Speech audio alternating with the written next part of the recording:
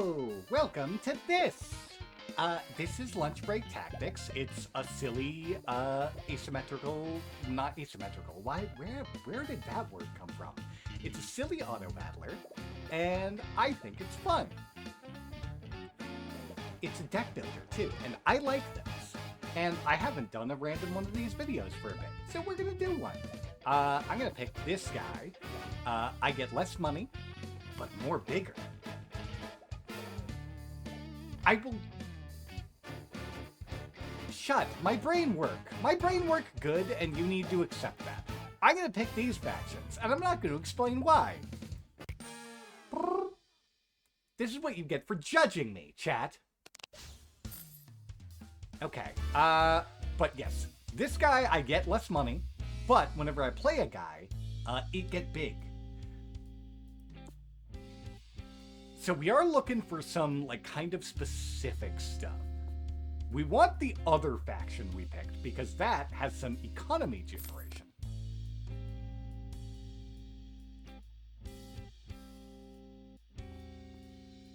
I'm gonna do one more reroll, because we can get away with that.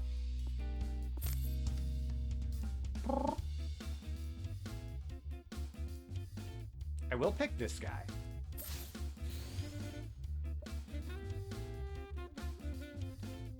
And I will also pick this guy.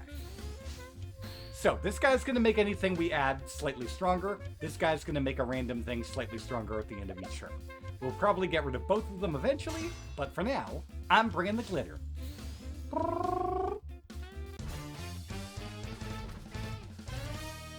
Okay, and I guess we're just immediately fighting the final character that unlocks, that basically gets extra free cards.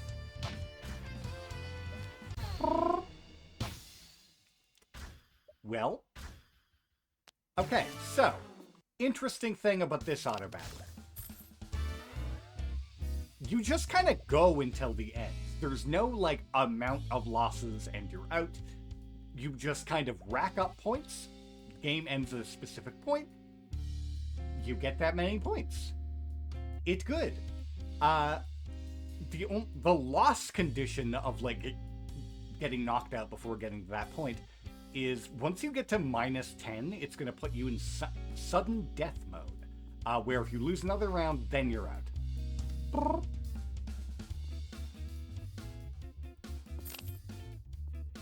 I will grab you.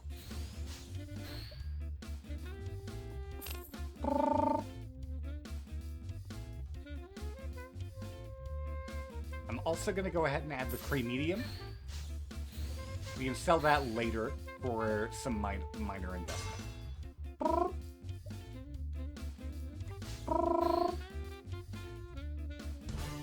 Hopefully our girth helps a bit against the sadistic Jewel and the sadistic hippies. That certainly sounds like a band title. Let's make it go slightly. No, you know what? No. Yeah, let's do slightly faster. Well, I got a draw. So I didn't lose more points. Fantastic.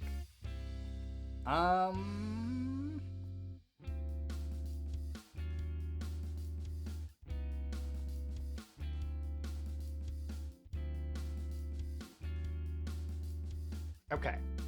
I have a thought. We're going to sell Cree Medium, which is going to give the stuff in our hand more health. I'm then going to put down the Grill Reaper, which whenever it's hurt, gains more attack. This is temporary attack, unless it's hurt, like, in this phase. But in the actual, like, rounds, it's going to be temporary. And then we're going to play Cell Shade, which is going to gradually hurt itself and give permanent stats to the guy behind.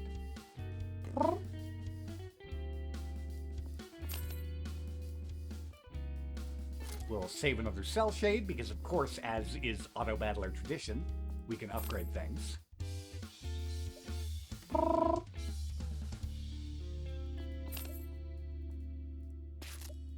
And we'll just go ahead and grab that, because we can upgrade that as well, and these will cause higher rarity units to be added to our hand we can play from. My words are speaking good. It's been a bit since I've recorded one of these.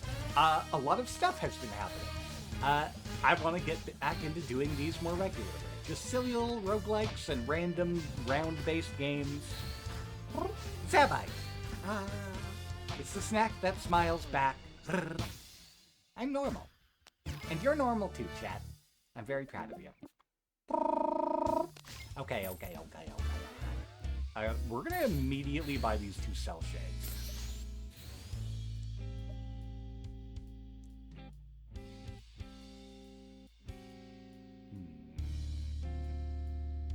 I don't trust this card because it's always so unreliable. I don't want it. I'm just gonna go ahead and freeze those 2 more cell shades. Oh my god. And the reason I'm spending down to all of my money at the end of the turn, you can't save money between rounds in this game. The reason for using the yellow faction on this character who starts with less money is they have a lot of money-generating cards. I'm not seeing those as of yet. So the strategy isn't necessarily doing what I want it to be doing. But I am creeping ahead slightly forward in points. You get points equal to the, the ranking of units you have left on the board at the end of the round. So it is kind of an incentive to be switching to higher ranking units.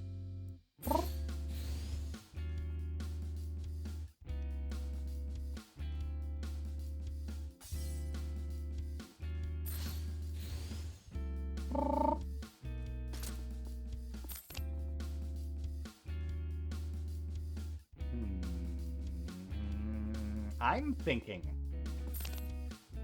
I'm not going to keep that guy, so I'm not really going to worry about upgrading him.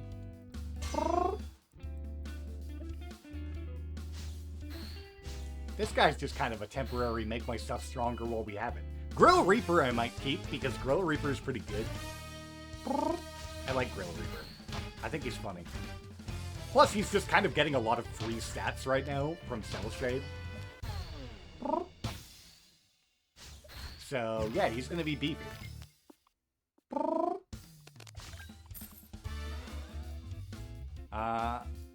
We'll do this.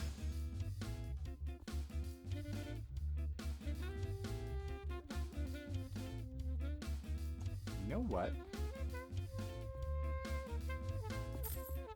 Let's give myself some temporary early power. I could have actually just combined this and bought that, but I didn't do that. I will have to remember to combine those next turn. Yes, on you. So now he's, between the Ovenant and this, he's taking a lot less damage, which means he can buff up more. I do like Pillow Warden. I'm not going to worry about holding on to him, though. We're looking for other stuff. A third Cell Shade would be very funny. Yeah, that would let us build up a lot of permanent stats. Because Grill Reaper's already huge. And yeah, he's putting in work. We're getting lots of ranky points out of all that.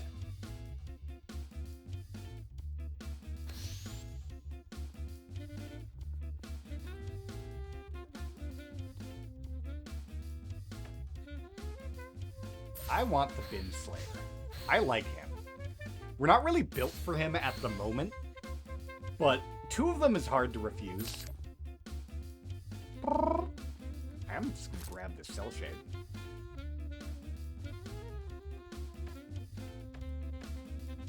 I'm gonna start having you build up the Bin Slayer, because that's more likely to stick around.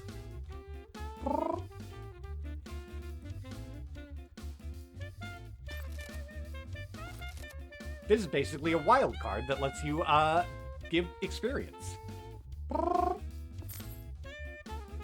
I'm not going to worry about upgrading the Ovenant. Honestly, I probably shouldn't worry about upgrading the Grill Reaper either. Because it does seem like we're planning on pivoting away from that strategy. Alright, murder is occurring. I do like Binocaneer. And yes, all of the cards are basically based on like random items around like being sold in a store. Because this is just a game the employees have made up because they're bored. And I think that's neat. You know what? No, I lied. Ah, necro chicken. That's kind of what I was thinking. Perfect. It's all going according to Keikaku. When an ally dies, he summons a Skelegtin in their place. I love Skelegtin, by the way. That's a really funny name. And that allows the Bin Slayer to get huge.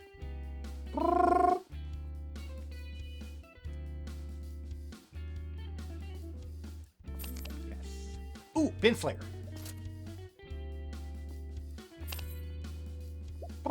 Perfect. Not getting that money is unhelpful, but we're coming up with a worthwhile strategy that's doing a lot of work.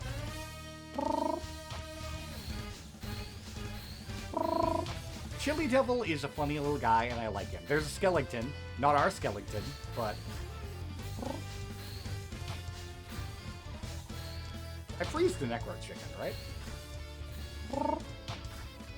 I better add. Okay, even this round, which had scary stuff going on, we were able to pull through and get a fair amount of points out of it. Okay, we did of course save our lovely Necro Chicken. We're gonna get rid of the oven now. And get Necro Chicken in here. And power up our Bin Slayer. Ooh, the Slow Queen. Yes. Get Bardista out of here. He's no longer relevant. So every time the Slow Queen is hurt, she summons a Tender Prince. That'll feed into both my Necro Chicken and Bin Slayer powers. These are words that I'm saying.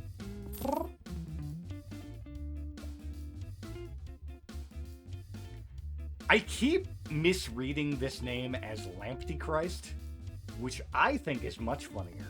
But no, it's Lamp Chemist.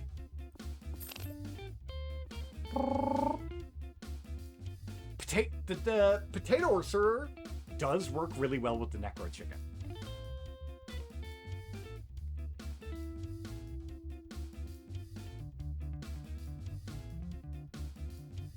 I don't think that's what we're going with, though.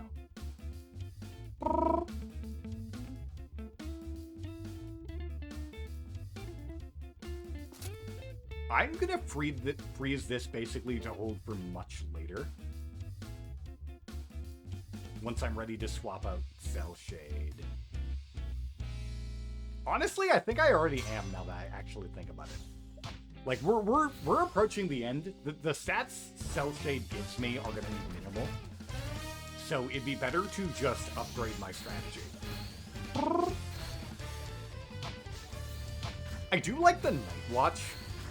As long as there's an empty space in your squad at the end of the shop, it gets bigger every round, and it does seem like a popular one. Less fan of the Leviamino. I see a lot of people using it.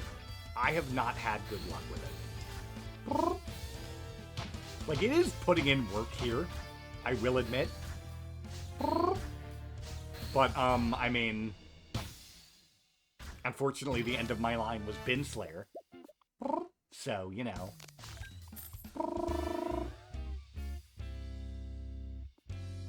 let's go ahead and instant upgrade our Slow Queen.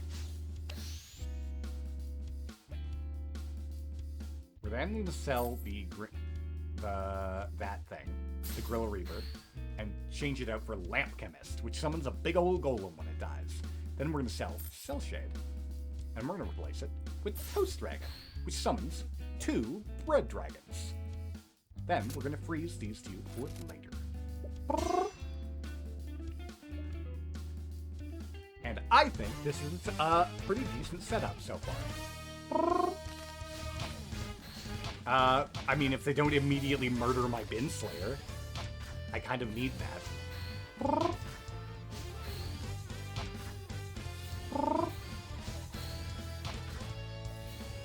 Ah, Necro Chicken. Fill the board with your skeletons.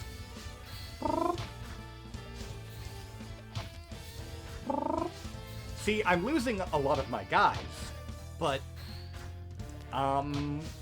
unfortunately for them, I have Bin Slayer. This isn't necessarily a super high point strategy, where we want to, like, keep all of our guys alive.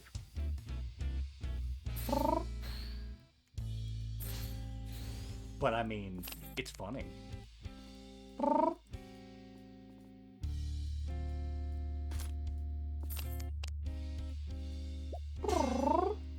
We're nearing the end of our journey. I do like this character. What does she do again? I can't remember what she does. Yes, whenever you redraw, she increases the health of your units. Well, one randomly. Oh, okay, she's doing scary combo things right now. I'm scared.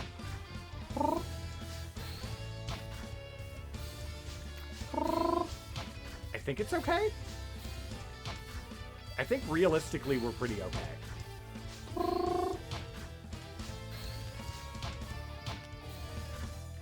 Yeah. Wait, maybe not.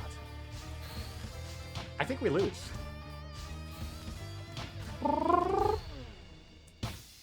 It's a slight loss, but we still have points. We still have points.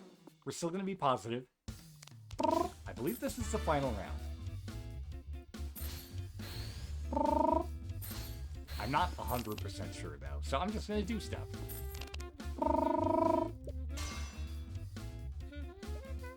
There's no way we're losing 28 points, so it'll still be positive.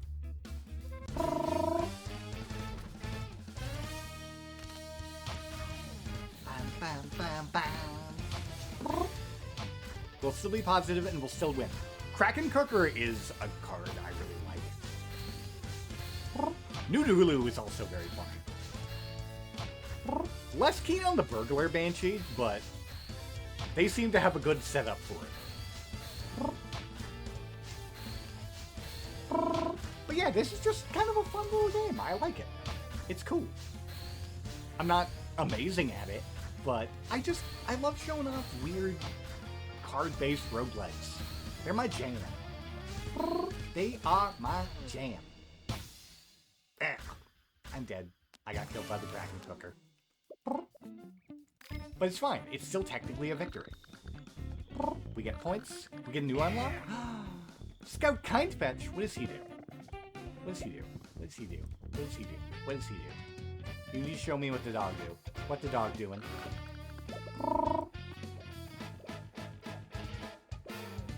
Draw an item of the next tier whenever shop starts. That sounds pretty good. His class is the Good Boy. But yeah, I'm gonna call it there. We did a cool little round. That was fun. That was fun. If you enjoyed this, feel free to like, subscribe, all that good stuff. You don't have to. There's also a community Discord you can join. You don't have to. You're under no obligation to, even if you did enjoy. Either way, I hope you have a lovely day.